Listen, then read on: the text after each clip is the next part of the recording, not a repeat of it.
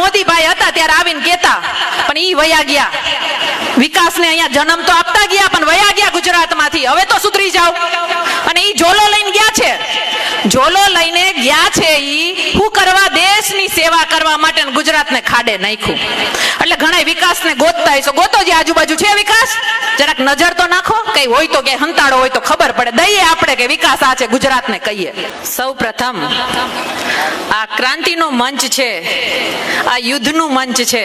અને આ મંચ ઉપર બિરાજેલ દરેક ક્રાંતિકારી એવા ભાઈ રાજુભાઈ, સાગરભાઈ, સામતભાઈ, કાયનાતબેન, બહુ બધા ક્રાંતિકારીઓ છે. બધાના નામ લેવા બેસીસ પણ માફ કરજો, બધા ક્રાંતિકારીઓ છે અને દરેકને નતમસ્તક વંદન કરું છું. પણ આ ક્રાંતિમાં કોઈ બળ પૂરું પાડતું હોય, આ ક્રાંતિમાં કોઈ હિંમત પૂરું પાડતું હોય ને ટેકો પૂરું પાડતું હોય ને તો આ જનતા જનાર્દન છે, આ મારો ખેડૂત છે. આ ખેડૂત માટે જોરદાર તાળીઓ વગાડી દો. બે હાથ ઊંચા કરીને માં ભૌમને યાદ કરવાના છે. બોલો ભારત માતા કી. બે હાથ ઊંચા કરીને આપણે ભાજપના કાન સુધી પોગાડવાનું છે. આપણે ખાલી ગાંધીનગર નહીં, દિલ્હી સુધી અવાજ પહોંચાડવાનો છે. બોલો ભારત માતા કી. વાત આપણે સૌને ખબર છે કે આજે ભર તડકે સૂરજ માથે છે, છતાંય ગરમીમાં આપણે બેઠા છીએ. આ ખેડૂતની પીડા લઈને બેઠા છીએ, આ ઘેડ વિસ્તારની પીડા લઈને બેઠા છીએ. આપણે સૌ જાણીએ છીએ, પણ પીડા શું કામે છે એ આપણે નથી જાણતા. પીડા શું કામે છે, વેદના શું કામે છે, હુકામે ઘેડની પદયાત્રા પ્રવીણભાઈને કરવાની જરૂર પડી, ખબર છે? જાણો છો વડીલો? નથી જાણતા. કારણ કે આપણે એટલા માટે પીડામાં છીએ કે દર વખતે કમળની ખેતી જ કરીએ છીએ. દર વખતે કમળના બટનો જ દબાવીએ છીએ અને આ કમળવાળા આપણને દબાવીને વહી જાય છે. આ કોઈ દી આપણે હમજા જ નહીં. 30 વર્ષ થઈ ગયા. અને વાત સમજાવવા માટે આવી છું કે હવે જાગો. 30 વર્ષ સુધી તો આપણે સહન કર્યું, અને ખાસ કરીને જ્યારે સોરઠની ધરતી ઉપર છીએ, સંત સુરા અને સાવજની આ ભૂમિ છે, ત્યારે તમારી પાસેથી હવે હું સાવજની ગર્જનાની આશા રાખવા માટે આવી છું. આ ભાજપને ભગાડવા ની આશા માટે આવી છું. તો ભગાડશો ને? કારણો મારે ધરવાના નથી. કારણો તો તમે જાણો છો. આ ઘેડ વિસ્તાર દર વખતે પાણીમાં ડૂબે ભાઈ, દર વખતે ડૂબે. વિચારો કેમ ડૂબે છે? દર વખતે પૂર આવે, દર વખતે વરસાદ થાય તો નદીઓ અહીંયા આવીને જ ભાઈ સમંદરમાં પૂરી થાય. એ આ ઘેડ વિસ્તાર કઈ સમંદર છે? હુકામ ઘેડ વિસ્તારમાં આવે છે? વિચાર કરો. હું તમને કહેવા માટે આવી છું કે આ ભાજપ વાળાએ ને કોંગ્રેસ વાળાએ કાંઈ નથી કર્યું. ખાલી ને ખાલી એના ઘર હાજા કર્યા ને આપણને ખાડામાં નાખ્યા. અને નમૂનો શું આપશે કે ઘેડ વિસ્તાર રકાબી જેવો છે. હું કે રકાબી જેવો છે. આવી વાતો કરશે, તમારી વચ્ચે આવશે. માનતા નહીં તમે. એને એમ કહેવાનું છે કે તમે અમારી રકાબીમાં જો હરખું ન કરી શકતા હોય તો તમને ચાંદ ઉપર જવાનો અધિકાર નથી. પહેલા અમારી ભૂમિ સરખી કરો ને પછી ચાંદના સપના બતાવો. આ વાત તમારે બોલવી પડશે. બધુંય થઈ જાય છે. સમુદ્રમાં નાળા થઈ જાય છે, સમુદ્રમાં ટ્રેનો દોડે છે, સમુદ્રમાં પ્લેન ઉડે છે, સમુદ્રમાં બંગલા થઈ જાય છે. તો ભાઈ આપણા ઘેડ વિસ્તારનો સમસ્યા કેમ નથી હરખી થતી? ભાજપથી આ સવાલ પૂછતા થઈ જાઓ. આ વાસ્તવિકતા છે. દર વખતે જ્યારે પૂર આવે ત્યારે ખાલી વાતો થાય, વાતો થાય ને પકોડા તરાય. આનાથી વિશેષ કઈ થતું નથી. આપણે બધા થાયકા આવે તો. અને મને એક વાતથી તો ખાસ નફરત છે. અને હવે આવું તમે દ્રશ્યો જોવો ને ત્યારે બોલતા થઈ જાજો કે આ ભાજપ વાળા આવશે, ઘેડમાંય આવશે, પાણીમાં આટાઈ મારશે. હવે તો પેલા તો હેલિકોપ્ટર લઈને આવતા હતા. શું કરતા હતા? હેલિકોપ્ટર લઈને. અને એમ કે અમે હેલિકોપ્ટરમાં સર્વે કર્યું. સાંભળજો, હું કે અમે હેલિકોપ્ટરમાં ઓબ્ઝર્વેશન કર્યું.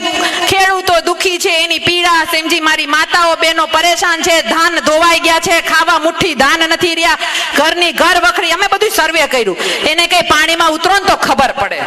તો પાણીમાં ઉતરવાની વાત કરતા કરતા 30 વર્ષ વયા ગયા. તો હવે ઉતરા છે પાણીમાં. પણ હું કામે? ફોટો પાડવા માટે. શું કામે? ફોટો પાડવા માટે. ફોટા પાડશે અને બધે મૂકશે. કારણ કે પૈસા છે, બહુ બધી શક્તિ છે, માર્કેટિંગ કરે. આપણા રૂપિયા ત્યાં જ જાય છે. આપણા રૂપિયા ઘેડ બચાવવામાં નથી જતા. આપણા રૂપિયા ક્યાં જાય? મોટા મોટા બેનરોમાં હારી હારી વાતોમાં ફોટા છાપવામાં જાય છે. એટલે આપણા ઘેડ વિસ્તારમાં આવી અને ફોટા પાડવાનું કામ આ ભાજપે કર્યું છે ને, એને આપણે ભોઠા પાડવાનું કામ કરવાનું છે, ઘર ભેગા કરીને. તો આ કામ કરશો ને? બધાયનો મને હોકાર જોયો. અહીંયા હાવજો હાવજો બેઠા છે. આ હાવજો આ ગીધડો સામે લડવાનું છે, આ ભાજપ સામે લડવાનું છે. આ હુકાર કરવા માટે આવી છું, મારા વડીલો, હુકાર કરવા માટે આવી છું. અસંખ્ય પ્રશ્નો છે. ગુજરાતની વાત તો ભૂલી જાવ, આપણું આંગણું ખાલી ખમખમ થઈ ગયું છે. દર વખતે હેરાન થઈએ છીએ. ગુજરાતની પીડા કહીશ ને તો તમને એમ થાય કે અત્યારે ઇલેક્શન કરો ને આ બધાને ઘર ભેગા કરો, તમને એવું થશે. કેટલી જગ્યાએ મોટા મોટા ઉદાહરણ તમને દઈ દઉં. ખાલી ખેડૂતોની પીડા તો છે જ, ખેડૂતોની તો વાત જ પૂછોમાં. પણ આખા શહેર વિસ્તારમાં જાઓ કે આખા ગુજરાતમાં જાઓ ને, ન્યાય આવી પીડા છે. રોડ છે તો ક્યાં છે? ખાડામાં. રોડ ક્યાં છે? ખાડામાં. રોડ ખાઈ ગયા આપણા, રોડ ખાઈ ગયા. અત્યારે તમે વિચાર કરો કે બ્રિજ તૂટે છે ને પેપરો ફૂટે છે. ક્યાં ગયું તંત્ર? ક્યાં ગયું ભાજપ? વિચાર તો કરો. એટલું જ નહીં, ખાલી વાતો કરવા માટે નથી કહેતી, એ બ્રિજમાં દબાઈને મર્યા તો ખરા ને. તો શું કહે છે કે કટકો તૂટ્યો, એક કટકો તૂટ્યો, આવી વાતો કરે છે. તો હવે તમને લાગતું નથી કે આના પાપના ગળા ભરાઈ ગયા છે? આટલાથી નહીં ભૂલી જાઓ. આ લોકો અગ્નિકાંડો તમે જોયા? રાજકોટમાં અગ્નિકાંડમાં બાળીને છોકરાઓને મારી નાખ્યા, સુરતમાં દીકરાઓને બાળીને મારી નાખ્યા. કેમ ભાઈ? અગ્નિકાંડો અમે જ્યાં જાય ત્યાં જ થાય છે. કા વિધાનસભામાં નથી થતું? કા મંત્રીઓના બંગલામાં નથી થતો? આપણે હવે એને કહેવાનું છે કે અમે બહુ અગ્નિકાંડમાં અમારા દીકરા હોમાતા જોયા. હવે જો તમે વિસાવદર વાળી કે હાવેણા વાળી નહીં માનો ને તો અમે નેપાળ વાળી કરશું. આ વાત તમારે બોલવી પડશે, આ વાત તમારે બોલવી પડશે. કારણ કે હવે ધીરી ધીરી હાલવાથી નહીં થાય. હવે તો ડાભું માંડવી પડશે, ડાભું. તો અહીંયા વિધાનસભામાં પુગાડશો તમે આ બધાઈને, અને પુગાડવા પડશે. આજે તમે પ્રવીણભાઈના પગના છાલા જોવો, દુઃખ થાય. મને આ ઉદાહરણ આપતા દુઃખ થાય કે કોના માટે? આ જનતા માટે, જનતાને જગાડવા માટે પીડા અને સહન વેદના સહન કરે છે. આ મારી માતાઓ બહેનો, તમે બધા વીરલાઓ બધાય આજે ભર તડકે તમે હાલો છો અને તમારા પગની હાલત અમે જોઈએ છીએ ને, અમારા કાળજા કકડી જાય છે કે કેદી આપણે પાછા વળશું, કેદી પાછા વળશું. હવે તો વળો પાછા. એક ઓલા મોદીભાઈ હતા ત્યારે આવીને કેતા, પણ ઈ વયા ગયા. વિકાસને અહીંયા જન્મ તો આપતા ગયા પણ વયા ગયા ગુજરાતમાંથી. હવે તો સુધરી જાઓ. અને ઈ ઝોલો લઈને ગયા છે, ઝોલો લઈને ગયા છે ઈ શું કરવા? દેશની સેવા કરવા માટે. ગુજરાતને ખાડે નાખ્યું.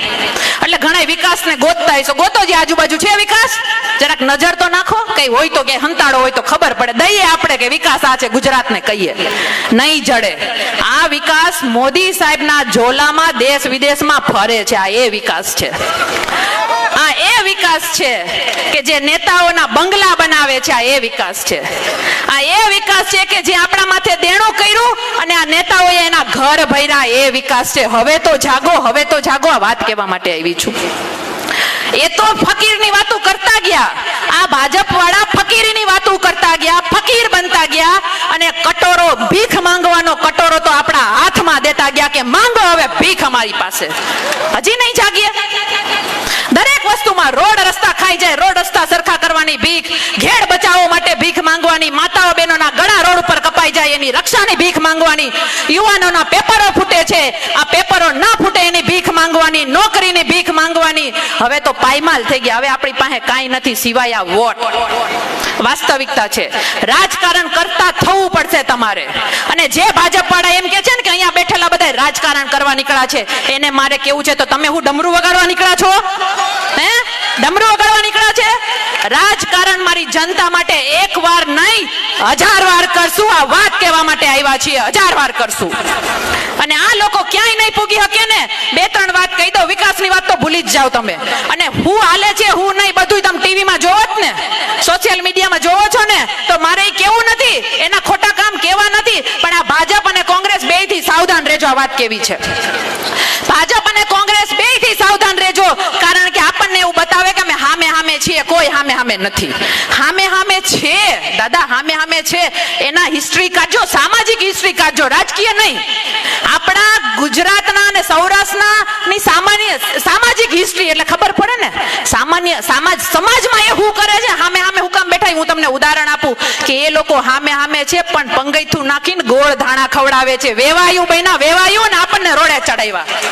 આ વાસ્તવિકતા છે. એટલે જે ભાજપે આપણને રોડે ચડાવ્યું ને એને હવે આપણે જનતાએ રોડે ચડાવવાનું છે. આ વાત તમે દઢ કરીને જાજો અહીંથી. ચડાવવાનું છે ને રોડે? એટલા માટે જ અમે આવ્યા છીએ. અને આ લોકો મિલી ભગતથી આપણને એમ કહેશે કે ત્રીજો પક્ષ નો ચાલે, નો ચાલે. શું કામે? એનું પણ તમને કારણ દઈ દઉં કે એ લોકોની ભેગી રાજનીતિ છે ને એ પૂરી થઈ જાય. ધંધા ભેગા કરવા, વેવાયું થવું છે, ભેગું ખાવું છે, ભેગું બેહવું છે, એટલે આ લોકોની ભાગીદારી ખુલ્લી પડે. એનું તમને ઉત્તમ ઉદાહરણ દઈ દઉં અને દુઃખ સાથે કહેવું પડે છે કે ચૈતરભાઈ વસાવા, આદિવાસી સમાજનો આ દીકરો જેલમાં છે. શું કામ? એને એમ કીધું કે મનરેગામાં કૌભાંડ થાય છે ને ગરીબોને લૂંટે છે ભાજપ. અને એમાં નામ કોના ખુલ્લા? ભાજપ અને કોંગ્રેસના નેતાઓના ખુલ્લા. આવી ને ધંધાની ભાગીદારી સામે. અને એને જેલમાં પૂર્યા તો શું કામ? એક ગ્લાસ મારવાના ગુનામાં. અને મહિલાઓને આગળ લાવે, મહિલા અધિકારીને કે મહિલા અધિકારીને ગ્લાસ માર્યો. એને માર્યા. બહેનો વતી કેવું છે કે હખણા રહેજો, નેતર અમારી માતાઓ બહેનો પણ ગોબા ઉપાડવામાં હોશિયાર છે. ગોબા ઉપાડી લેશું તમારા ભાજપના. જરા પણ હવે અમારા ભાઈઓને હેરાન કર્યા છો. કાંઈ ભેગું નહીં થાય એટલે સભામાં આવીને સવાલો પૂછશે. એ ઘરે તો ઘરવાળી સાંભળતી નહીં હોય અને અહીંયા આવીને સભાઓમાં સવાલો પૂછશે. હા, મારી સભામાં આવે, ભાઈની સભા બધાય નહીં, મારી પાસે આવે. અને મારી પાસે તો કોથળી પીને આવે છે. આ તમે જોયું હશે, કોથળી પીને આવે ને એમ કે અમે રોડ બનાવવા આવ્યા. એટલે બધે ભાઈઓને સભામાં જઈને સવાલો પૂછે છે. આ પ્રશ્નો 30 નહીં, હો વર્ષ જૂના છે, તો ન્યા પૂછો ને ભાજપને, અહીંયા હું કેમ આવો છો? એટલે છેલ્લે એટલું તમારે સમજવાનું છે કે ગામે ગામ ભાજપ કોંગ્રેસની આવી કપલીનું હશે, જેનું કામ ખાલી ને ખાલી પીન મારવાનું છે. શું છે? પીન મારવાનું. પણ આપણે હવે ભાજપને પીન મારીને ઘર ભેગી કરવાની છે. આ વાત કહેવા માટે આવી છું. છો ને તૈયાર? એટલે હવે વિશેષ વાત મારે નથી કરવી. મારે તમને એટલું કહેવું છે કે હિંમત રાખજો. આ લોકોની પ્રભુ શ્રી રામને વચ્ચે લઈ આવે તો પણ માનતા નહીં. છેલ્લે બે વાત યાદ આવી એટલે કહી દઉં કે આ લોકો છેલ્લે શું કરશે? પ્રભુ શ્રી રામને વચ્ચે લઈ આવશે, આપણને બીવડાવશે. તમે મને એક વાતનો જવાબ આપો. અહીંયા મારી માતાઓ બેઠી છે, અહીંયા છેલ્લે સુધી મારો યુવાન ભાઈ છે, મારા આ ધોળી મિલિટરી આજે ગામે ગામ છે ને ધોળી મિલિટરી, કારણ કે જુવાની વયા ગયા, ધોળી મિલિટરી જ રહી છે હવે. પણ દાદા, અમે નાના હતા ને ત્યારે પણ ભગવાન શ્રી રામના ચોરામાં રમેલા છીએ. છે કે નહીં ગામે ગામ ચોરા? પ્રભુ શ્રી રામના ચોરા ગામે ગામ છે. આ ભાજપ વાળા આપણા ધર્મની રક્ષા કરવાના શું? આ ભાજપ વાળા. મારે એને કહેવાનું છે કે પ્રભુ શ્રી રામના ચોરે અમે મોટા થયા છે. ઝાલરો વગાડીને પ્રભુ શ્રી રામની ધૂન ગાઈ છે, એની આરાધના કરી છે. તમારાથી અમારો ધર્મ ન સચવાય, તમે ખાલી ગુજરાત સાચવી દો. આ વાત મારે એને કહેવી છે. દેશભક્તિની વાત લઈ આવશે, યાદ રાખજો. દેશભક્તિની વાત લઈ આવશે કે અહીંયા બેઠેલા બધા દેશદ્રોહી. શું કહે છે? અમે કહીએ કે ખેડૂત મરે છે તો કે દેશદ્રોહી. અમે કહીએ યુવાન ગળા ફાંસા ખાઈને મરે છે, પેપરો ફૂટે છે, નોકરીઓ નથી મળતી, બહેનોના ગળા વેતરાઈ જાય છે, તો કે બધા દેશદ્રોહી. આ બધા દેશદ્રોહી. તો આ લોકો દેશભક્ત છે?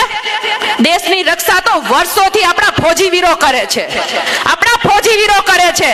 અને આ ફૌજી વીરોને આ લોકોએ ગાંધીનગરમાં રોડ ઉપર લાવી દીધા ને. ઈ ભાજપ છે ને દેશભક્તિની વાતો કરે.